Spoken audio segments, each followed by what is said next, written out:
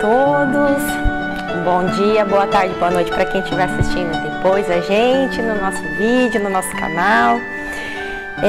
Dando então continuidade à nossa aula, né, da semana passada, só para a gente pegar o fio da meada aqui de novo, a gente falava sobre o princípio inteligente. E aí a gente fez então um comparativo, né? Que o Calderaro ele fala pra gente que esse princípio inteligente fez essa longa viagem, né, até que ele estivesse hoje na nossa condição, né, na nossa condição humana que nós temos hoje. E esse detalhamento do Calderaro, na verdade, a gente vai ver mais profundamente no livro Evolução em Dois Mundos, logo logo, né? E aí a gente comparou esse ensinamento que ele trouxe, né, essa parte do plano espiritual, como que foi a origem da vida aqui na Terra, com a que a gente tem na ciência, né, que a ciência também tem as suas teorias, e uma delas é essa que a gente mostrou aqui, que no princípio eles sugerem que houve então uma bolha de ar na água quente e essa bolha não estourou, então foi ali que foi condensado com os elementos certos, na temperatura certa, pressão certa, foi ali então que poderia ter se desenvolvido a vida aqui na Terra, né?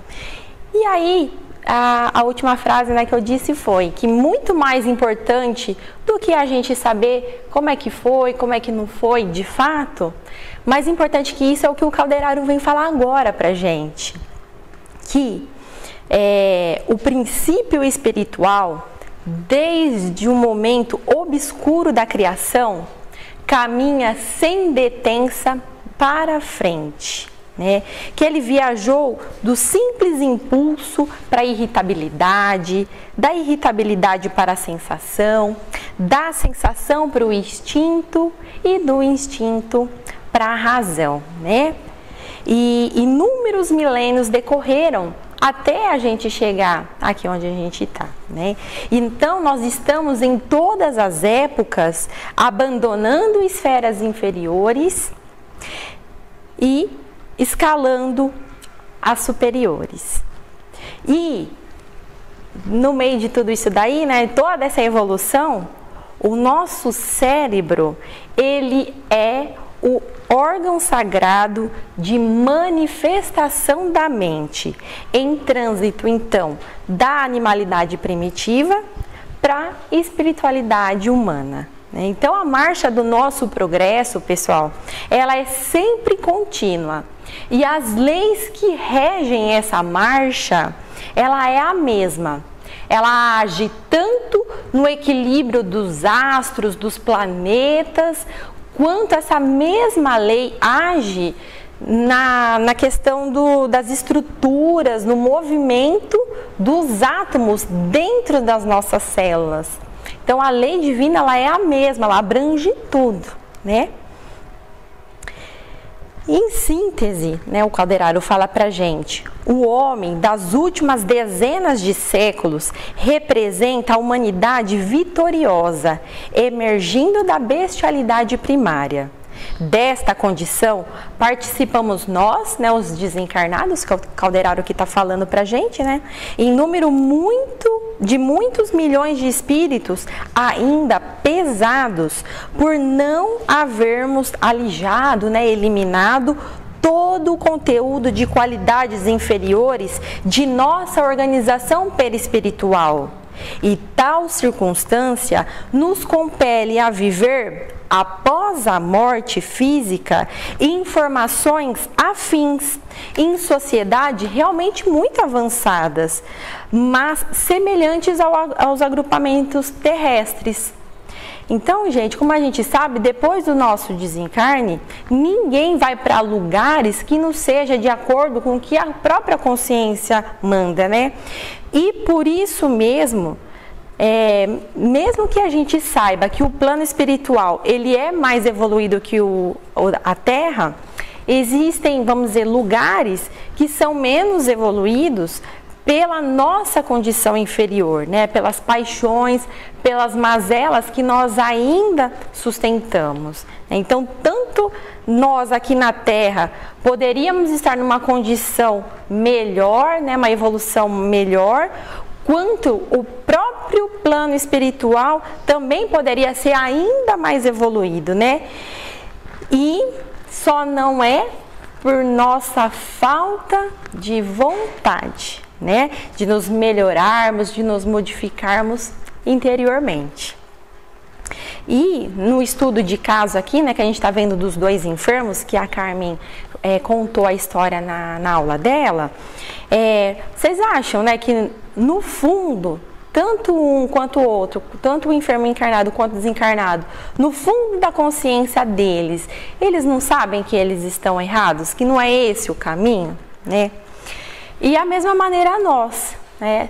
Se a gente parar para pensar, a gente sabe tudo de errado que a gente ainda está fazendo, né, pessoal?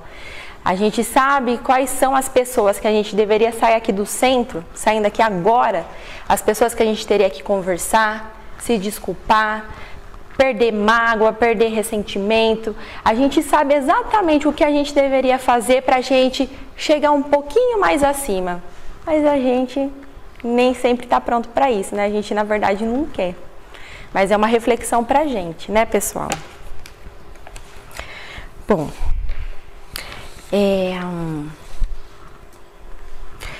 o Calderaro continua: oscilamos entre a liberação e a reencarnação, aperfeiçoando-nos, burilando-nos, progredindo até conseguir, pelo refinamento próprio, o acesso a expressões sublimes da vida superior, que ainda não nos é dado compreender.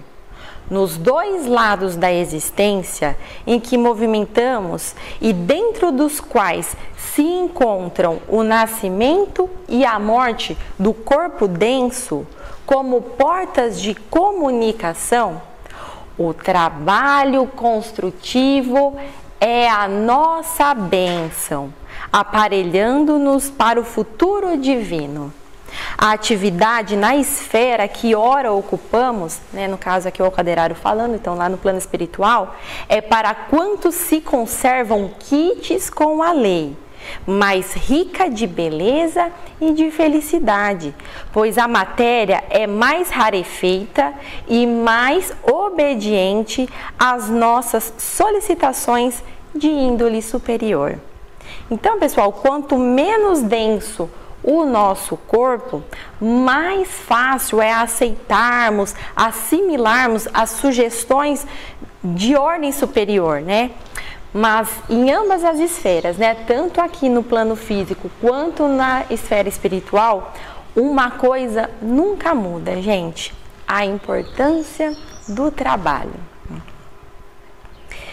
Em regiões sombrias, fora da esfera carnal, há oportunidades de tratamento expiatório para os devedores mais infelizes, que voluntariamente contraíram perigosos débitos para com a lei. Então, nas zonas umbralinas, né, pessoal, por exemplo, como a gente sabe, existem, né, os nossos irmãos que estão em condições, assim, super tristes, né? Padecimentos diversos, dor, sofrimento. E nada mais é do que o quê, né? A colheita de uma semeadura feita aqui no plano físico, né? E também nós sabemos, também, né, pessoal, a gente já tem esse esclarecimento que o sofrimento, ele é muito importante, porque é ele que faz essa modificação do nosso mundo íntimo, né? Então, existem esses lugares, a gente sempre pensa, né, eleva o nosso pensamento, faz prece para esses irmãos que estão em zonas umbralinas, em trevas, enfim, mas a gente sabe que o sofrimento, ele é necessário. Aí o Calderaro continua falando, né? Perguntas por que motivo não conserva o homem encarnado a plenitude das recordações do longuíssimo pretérito, né? Então, já que a gente sofre, né, já que a gente tem esses padecimentos, né, então por que não lembrar de tudo isso quando a gente reencarna, né? Quem sabe se a gente lembrasse tudo que a gente já sofreu lá na erraticidade, se isso não ajudasse a gente, então, a se melhorar aqui na crosta, né? Esse é o pensamento do Calderaro falando para o André. Aí ele responde, ele continua falando que se a forma física evoluiu e se aperfeiçoou, o mesmo terá acontecido ao organismo perispirítico através das idades.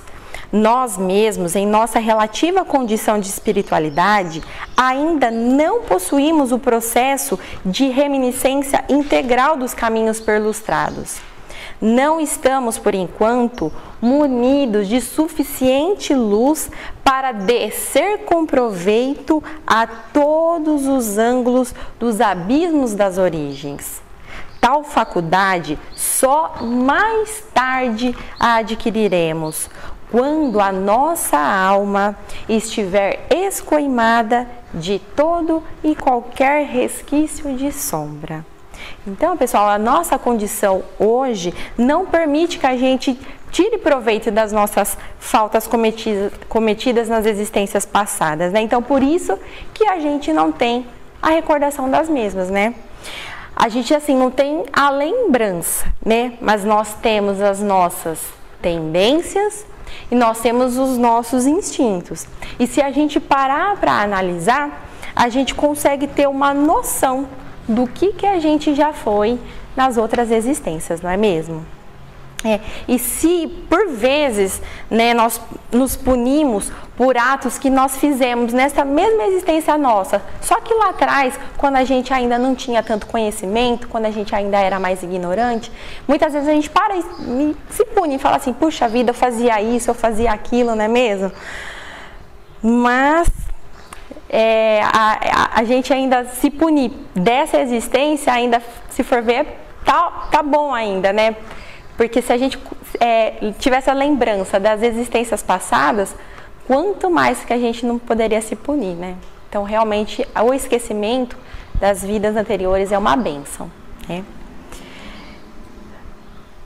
Comparando, entretanto, a nossa situação com o estado menos lúcido de nossos irmãos encarnados, importa não nos esquecer que os nervos, o córtex motor e os lobos frontais, que ora examinamos, constituem apenas regulares pontos de contato entre a organização perispiritual e o aparelho físico, indispensáveis uma e outro ao trabalho de enriquecimento e de crescimento do ser eterno. Em linguagem mais simples, são respiradouros dos impulsos, das experiências e das noções elevadas da personalidade real, que não se extingue no túmulo e que não suportariam a carga de uma dupla vida. Em razão disso, atendendo aos deveres impostos à consciência de vigília para os serviços de cada dia, desempenham função amortecedora. São quebra-luzes, atuando beneficamente para que a alma encarnada trabalhe e evolva. Além disso, nascimento e morte na esfera carnal, para a generalidade das criaturas, são choques biológicos imprescindíveis à renovação. Em verdade, não há total esquecimento na crosta terrestre e nem restauração imediata da memória nas províncias da existência que se seguem naturais ao campo da atividade física. Então, pessoal, aqui ele fala, né, do córtex motor e dos lobos frontais, né? Então, a gente vai estar falando um pouquinho, ó. O córtex motor, então, é essa parte aqui, né, mais escura, roxa, e o lobo frontal aqui, a parte rosinha, né? Então, graças ao córtex motor, a gente pode, por exemplo, fazer esses movimentos voluntários de forma consciente. Então, tudo que eu peço para o meu corpo fazer, Então, essa informação vai lá para o meu córtex e é ele que manda, então. Levanta a mão, abaixa a mão, né? Então, é essa parte do nosso cérebro. Já o lobo frontal, pessoal, ele fica aqui, né, na parte da frente do crânio e ele é responsável pelo planejamento de ações, bem como o pensamento abstrato. E ele também está relacionado com planejamento, de comportamento, pensamentos complexos e atividade básica é resultado de pensamentos e ações de acordo com metas, né? E como foi dito, pessoal, essas áreas do nosso cérebro, né, tanto o córtex motor quanto o lobo frontal, eles são responsáveis por amenizar informações, vamos assim dizer, né? Para que a gente não tenha 100% de memória das nossas experiências, tanto das vidas passadas quanto também durante o nosso sono, né? E também não tenhamos o esquecimento absoluto, né? Então ele faz, essas áreas, elas são responsáveis para que a gente não tenha duas vidas, né? Então assim, eu, Marielle, né, que sou Marielle aqui nessa existência, e eu, enquanto espírito eterno que sou, né? Então eu sou uma coisa só, né? Então é uma coisa natural, pessoal, é um ciclo. Então eu hoje, né, tô aqui falando para vocês, a gente tá aqui conversando. À noite eu vou dormir. Quando eu dormir, eu vou para a esfera espiritual. Aí a Ravena vai me acordar, eu vou acordar à noite, volta aqui pro plano físico, aí a Ravena acorda de novo e aí por aí vai, enfim.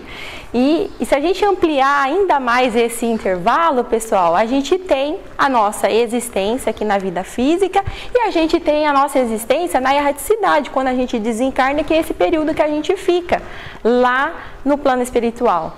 Então é um ciclo, é uma coisa natural, gente, que a gente vai passando e a gente então tem essas partes tão importantes do cérebro que faz com que a gente aí não tenha 100% das lembranças e acabe guardando um monte de coisa que, na verdade, não vai nos ajudar em nada, né?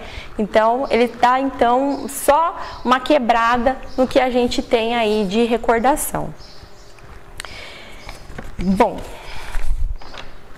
na sequência, o Calderaro vem falar pra gente, pessoal, aquilo que a gente já comentou, né? Que todos nós conservamos as nossas tendências que quase equivalem à efetiva lembrança do passado, né? E que o tempo para recobrar essa consciência e a lembrança da nossa existência após a passagem ao plano espiritual é de acordo com o nosso padrão vibratório. E o tempo para nos desfazermos desses pesados envoltórios é por nossa conta, pessoal, porque nós temos o livre-arbítrio, né? E o Calderaro fala também que dentro da luta humana é indispensável que os neurônios se façam de luvas mais ou menos espessas, a fim de que o fluxo das recordações não modere, né, não reprima o esforço edificante da alma encarnada, empenhada em nobres objetivos de evolução, aprimoramento, enfim, né? E aí, quando eu li essa frase, eu fiquei pensando assim, né? Por que o Calderaro fala neurônios, né? Ele poderia falar tanta coisa aqui, mas por que ele falou, por que os neurônios se façam de luvas, né? Aí, gente, a conclusão que eu cheguei foi o seguinte, né? Que é uma maneira do Calderaro dizer que, independentemente das tendências que a gente traz, né? E por mais que enxerguemos dentro de nós as nossas mazelas, né? Enfim, tudo que a gente ainda precisa melhorar, que isso não seja um entrave na nossa jornada, porque os neurônios são as células responsáveis pela transmissão dos impulsos nervosos e eles irão obedecer o que a gente, ou melhor ainda dizendo, o que a nossa mente mandar, né? Então, nós estamos no leme. Então, por isso que é importante a gente pensar que, independente do que a gente era até essa aula aqui, o importante é dessa aula para frente. O que a gente vai fazer? A gente tem tudo na mão, pessoal. A gente tem o conhecimento, é a gente agora pegar tudo isso e realmente fazer a transformação que a gente precisa, né? Importa reconhecer que a mente no plano espiritual, age no organismo perispirítico com poderes muito mais extensos, né? Graças à singular natureza e elasticidade da matéria que nos define a forma. Isso, contudo, em nossos círculos de ação, lá no plano espiritual, não evita as manifestações grosseiras, as quedas lastimáveis, as doenças complexas, porque a mente, o senhor do corpo, mesmo aqui, né, Calderaro falando, mesmo no plano espiritual, pessoal, é acessível ao vício, ao relaxamento e às paixões arruinantes. Então, olha o alerta aqui, pessoal. Né, como eu disse agora há pouco, né, quanto menos denso o nosso corpo é mais fácil aceitarmos, assimilarmos as sugestões de ordem superior, não é mesmo? Mas isso não quer dizer que não seremos receptivos aos estímulos de baixa natureza também, né? Então, por isso que é importante, pessoal, a vigilância, né, para que a nossa vontade seja acompanhada sempre de ponderação e lógica, como o Jefferson disse na palestra da mente, né, que ele fez na segunda-feira, pessoal. Então, é muito importante esse alerta para a gente, pessoal. Aí, nessa altura aqui das elucidações, né, o André arriscou uma pergunta. Como interpretar de maneira simples as 3 regiões de vida cerebral a que nos referimos? Aí o Calderaro vem explicar para a gente. Nervos, zona motora e lobos frontais, os lobos frontais, no nosso corpo carnal, traduzindo impulsividade, experiências e noções superiores da alma, constituem campos de fixação da mente encarnada ou desencarnada.